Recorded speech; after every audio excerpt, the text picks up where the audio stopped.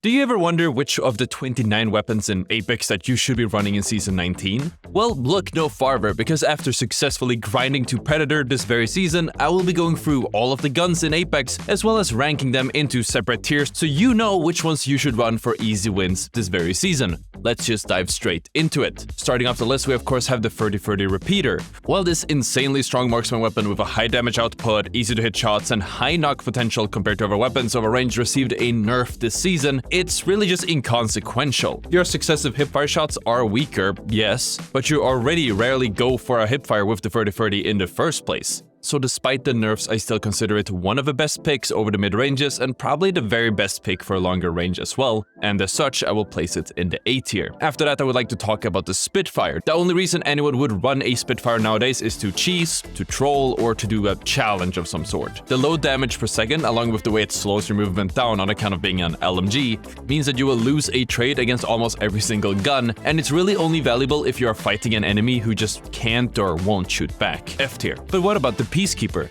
I normally rate shotguns high in my tier lists as the ability to play around cover is incredibly strong, but there aren't really any peak nor bubble fights in this season. And while you could theoretically pull off some huge damage by double pumping enemies thanks to the disruptor rounds, I would really only use a Peacekeeper when fighting another team off drop when I probably don't have those rounds, and as such I can't place it any higher than in the B tier. And while on the subject of longer ranges, where do I rate the G7 Scout? Overall, it's a decent weapon and it's a good gun to carry if you want mid to long range control, but it does get outtraded by tons of other mid to long range weapons on this list, and thus I'm keeping it in the C tier this very season. Another disappointing weapon has to be the P2020. It really hasn't seen any changes to it, and it loses out in every situation. Odds are if you have a P2020, you might even lose to someone trying to punch you out. So we'll keep it in the F tier. But as a change of pace, what about the Bokeh? The Bokeh actually received a buff this season, and while it's a good quality of life buff, I'm not sure it was needed. It was already kind of good. Shatter caps are now tighter, and you can now toggle whether you want to hipfire with the shatter caps or try your luck with a singular arrow in hipfire. And of course, the first shot draw speed is significantly faster. I've always vouched for the Bokeh over longer ranges in the past. This just makes it harder to deny it. Despite coming with 60 arrows, the Bokeh can secure knocks and wipe out entire squads. It can be used for poking in mid to late game, and despite using it constantly, you're still gonna find yourself having ammo left. It's an easy S tier for me. Another underrated weapon that saw a buff this season is of course the charge rifle. While it is a lot clunkier to use than its pre-season 18 counterpart,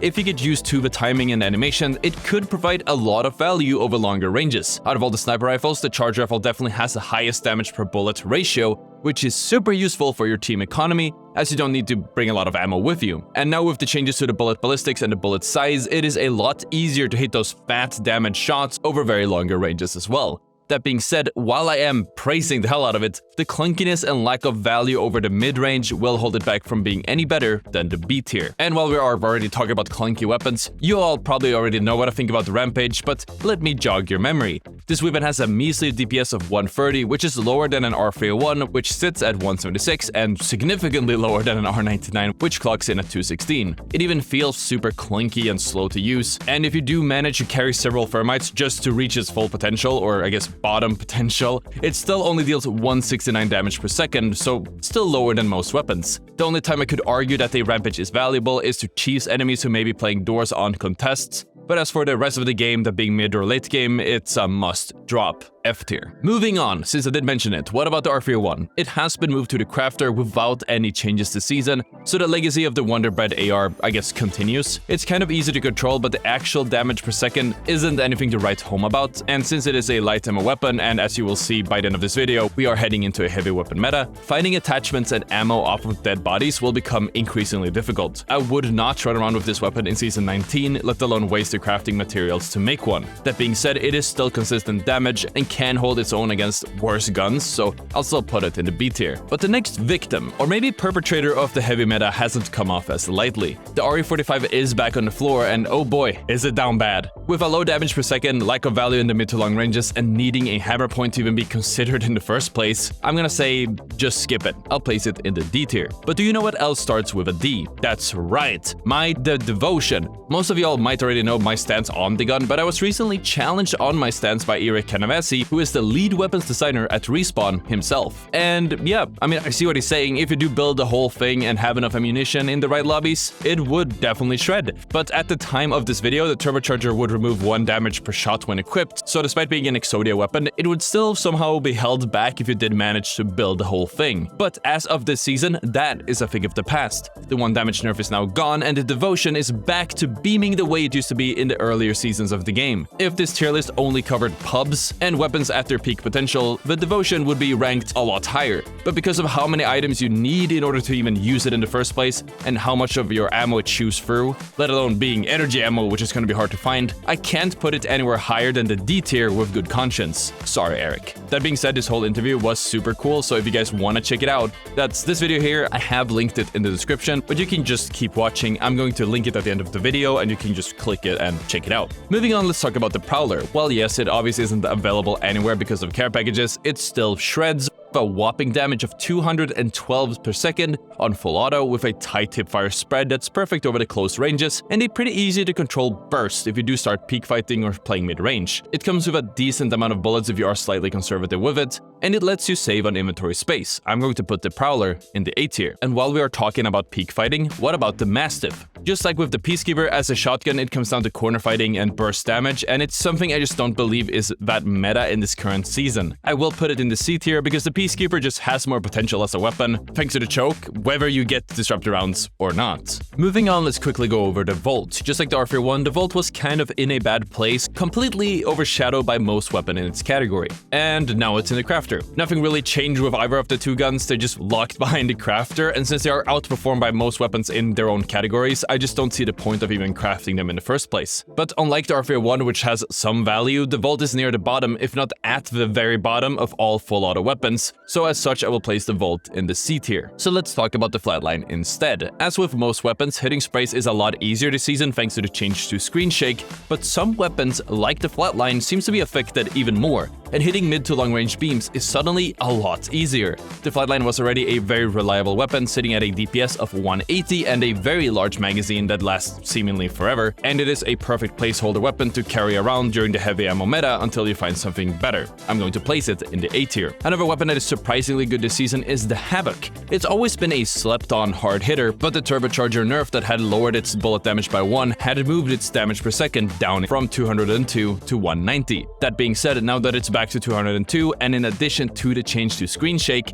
it's safe to say that the Havoc is back. It is probably one of the best weapons to carry over mid to longer ranges, as long as you are mindful of your ammo. I'm going to place it in the A tier. Another weapon that does start on A is of course the Alternator, and I know that lots of people in the comments are gonna say, oh yeah, the Alternator is good, but without the disruptors it's practically useless, with a maybe slightly easy to control recoil, but it has a terrible damage per second, and even with a legendary attachment, that being the disruptors, it still doesn't hit that hard at all. It's not worth running an Alternator into the mid to late game without a disruptor in the first place, and it's barely a lot better if you even get one. It also doesn't help how a heavy meta will make it very hard to find ammo for it off of the bodies as well, so I'm gonna put it in the C tier. The Elf Star, however, is in a bit of a weird place, and I am finding it kind of difficult to nail it down to a specific tier. While it was buffed and moved into the care package, it's now back on the ground with most, keyword most, of its buff tuned back. It still has the damage pass-through, and the recoil is still really easy to control. The damage per second, however, isn't really that high. I would say it's like the R301 of energy weapons with a consistent, slightly lower damage than its competitors, but it's worth noting that unlike the R301, it has a much larger magazine. You are going to struggle with finding ammo for the L-Star in the mid to late game, but if you do, it can be a solid secondary, or hell, maybe even primary. I'll put it in the B tier, slightly above the R301. Speaking of care package, we of course have the Karber. The Karber is, as usual,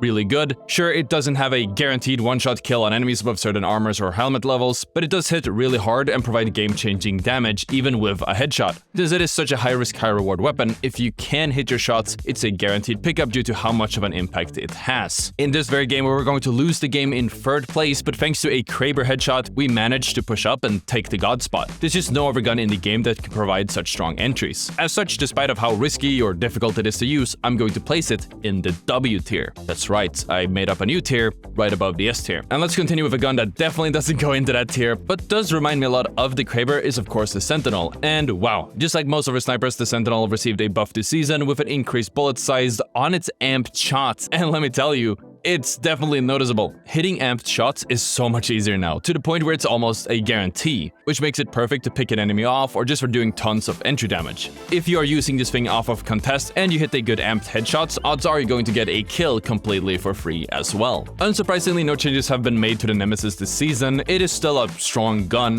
very useful in the mid to maybe even long range meta, and if you are holding a position, but it struggles from a lack of consistent damage from the charge up, or if you want to call it the ramp up mechanic, compared to other burst weapons like the Hemlock. And since it is an energy weapon, finding energy ammo off of most enemies in the mid to late game is incredibly difficult. I will put it in the A tier, but I would honestly use other weapons from this tier over ranges instead, so you could consider it near the bottom. Next up, another long range weapon. This one is a little bit longer range than the others, emphasis on long. Of course, I'm talking about the Longbow.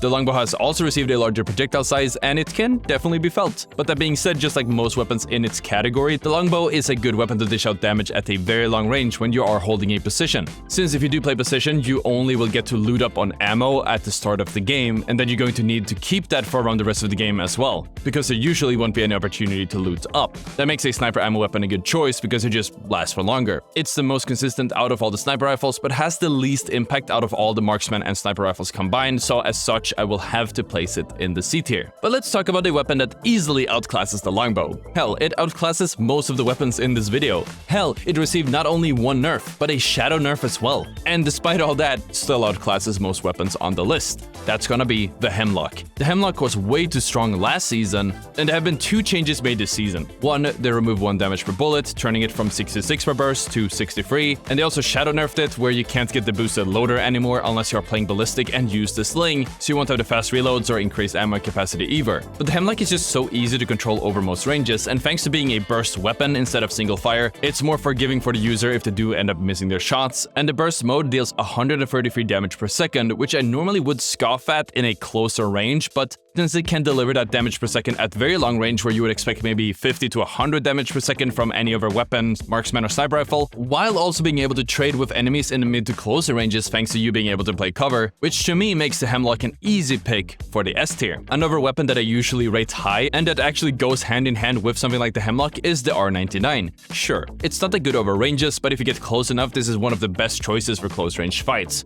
with a hefty damage per second of 216 and a decent recoil pattern once you get used to it. It's worth noting that it does struggle a little bit from the lack of light ammo in this very meta, but since you're only using an R99 when you are very up and close, the ammo you bring with you will last that much longer. Additionally, since you can attach a digital threat to it, the R99, or I guess SMGs in general, will always be king. Another SMG with basically the same properties is of course a Kar SMG. It has a slightly lower raw firepower than the R99, sitting at 202 damage per second, but with a much larger magazine, in addition to being able to carry both heavy and light ammo and magazines. The recoil pattern is also a lot easier to learn and control, making it a lot more relevant in the mid to long range. I'd say that both the R99 and the SMG belong in the upper A tier, but I would probably run the R99 for pubs and the Kar for high tier ranked or even comp, just for the sake of my team's economy, and having more bullets in my magazine during these more intense moments where you're going to need to target switch and shoot a lot of people. Moving on, I have to briefly mention the EVA 8. It's basically a mix of a shotgun and an SMG, but no matter which category you do compare it to, it's still somehow on the bottom of either. You have to be really up close to an enemy to deal any solid damage, and if you do, you'd still get out-traded by other shotguns around corners and other SMGs in the open. I will have to place the EVA 8 in the D tier. Next up is the triple take. I'd say this marksman kind of has flown under the radar for what it is really worth now that it has received the changes in the previous season. It has a good first shot damage, and it is pretty easy to hit for a decent amount of damage, and it is even easier for you to just kind of spam it for an easy small tickle to finish a low HP enemy off. The charge-up mechanic does lower its max damage potential, however, and you will miss out on good timings waiting for a shot to fully charge up, and as such, it belongs in the B tier. But now, let's talk about a weapon that is absolutely broken this season, and if you have this gun, it's practically a guaranteed W, which is why it is the W tier. I actually made a W tier for this very gun. The W also stands for the first letter in its name, that being the Wingman. The W-Man is in the care package, and it is dangerously good. Some might even say that it is near the same strength of the Season 0 Wingman. It deals 95 damage per headshot no matter the helmet, and 50 damage per body shot, and thanks to the screen shake being reduced, you don't really feel the recoil nearly as much, so hitting follow-up shots is just so much easier. If you do find a Wingman, you need to pick it up this season. And finally, of course, we can't have a tier list video without mentioning the Mozambique. It's definitely one of my bottom picks overall, but it's worth noting that it is one of my top picks for early fights out of all of the scrappy weapons are on the D or the F tier, since it does have a consistent 45 damage if you can line your shots up. Dare I say, even more consistent than the EVA 8. That being said, kitting this thing out with a hammer point is disappointing, so I would leave it behind in the mid game and pick up a more useful weapon as soon as I could, either in the shotgun category, even though I don't recommend it, or just a close to mid-range weapon instead. So the Mozambique, despite its flaws, belongs in the D tier. And that is all of the weapons. Make sure to hit the like and subscribe so you don't miss out on the upcoming Season 19 content. If you guys want to see the interview with a developer, check out the video on the screen. Thank you so much for watching, and I'll see you all tomorrow. Peace out.